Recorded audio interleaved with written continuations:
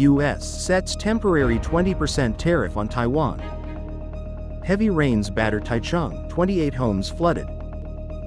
Road collapse on Highway 20, kills 2, 3 missing.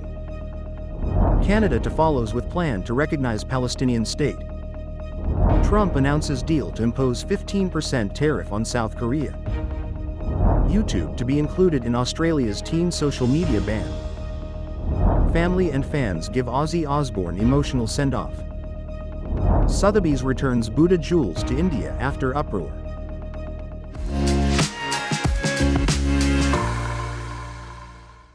Hello, I'm Helen. Thank you for joining us on FUNDAY News. It is Friday, August 1st, World Wide Web Day, and here are your top stories. And for today's Taiwan news, U.S. President Trump has signed an executive order setting a provisional 20% tariff on Taiwan, according to the latest White House update. President Lai said the rate is temporary and could be lowered once negotiations between Taiwan and the U.S. are finalized. Heavy rains driven by a southwest monsoon have hit Taichung since last night, flooding 28 homes and causing landslides and road closures. Taiping District recorded 286 millimeters of rainfall as of 8 a.m. Several roads and underground garages were flooded, with police dispatched to manage traffic and assist response efforts. A car with 5 family members plunged into a ravine on Taiwan's Highway 20 after a sudden road collapse. 2 bodies were found. Locals questioned why no road closure was issued. Authorities called it an unforeseen incident and have since shut the road. Experts urge tech-assisted safety upgrades. And in global news, Prime Minister Mark Carney has said Canada plans to recognize a Palestinian state in September, becoming the 3rd G7 nation to make such an announcement in recent days.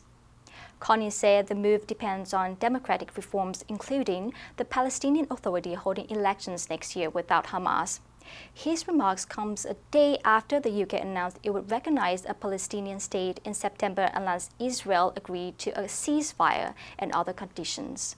Canada intends to recognize the State of Palestine at the 80th session of the United Nations General Assembly in September 2025.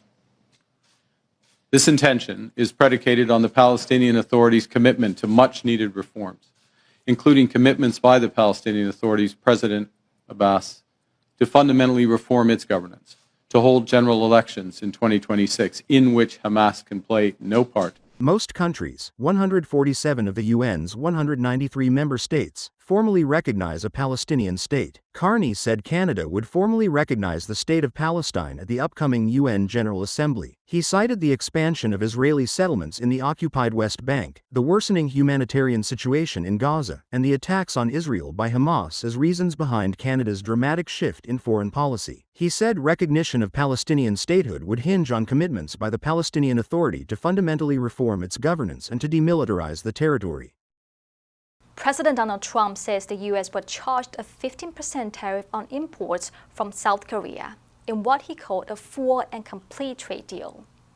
It comes just a day before an August 1st deadline for countries to reach agreements with the U.S. or be hit with higher tariffs. South Korea had been facing a 25% levy if it had not struck a deal. Pressure on Seoul had been mounting after Japan, a key competitor in the car and manufacturing industries, secured a 15% tariff rate with the U.S. last week. The deal, which will also see Seoul invest $350 billion in the U.S., has been touted as a success in South Korea, especially given the record trade surplus of at least $56 billion with the U.S. last year. The 15% tariff rate will cover both cars and semiconductors, 2 of Seoul's main exports to the U.S. But steel and aluminium, other big earners for South Korea, will be taxed at 50%, in line with the global rate President Trump has set. Nevertheless, South Korean leader Lee Jae-myung has praised the deal, saying it would put his country on an equal or better footing compared with other countries. One victory for South Korea is that it avoided opening its rice and beef markets to U.S. imports.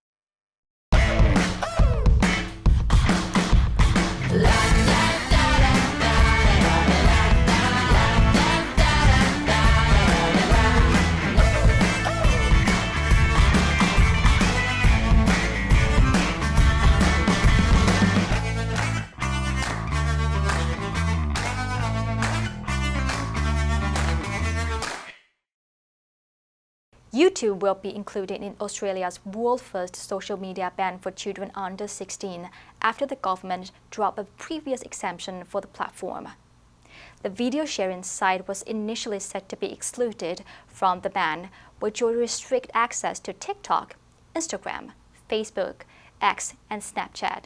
Under the ban, teenagers will still be able to view YouTube videos but will not be permitted to have an account, which is required for uploading content or interacting on the platform. Importantly, following advice from the eSafety Commissioner, young people under the age of 16 will not be able to have accounts on YouTube. YouTube had argued that it shouldn't be blocked for children, stating that the platform offers benefit and value to younger Australians. Its statement added, "It's not social media." Australia's laws are being closely watched by global leaders, with Norway announcing a similar ban and the UK saying it is considering following suit. Prime Minister Anthony Albanese told the media on Wednesday, "Social media is doing social harm to our children, and I want Australian parents to know that we have their backs." After the announcement, a spokesperson from YouTube said it will consider next steps and continue to engage with the government.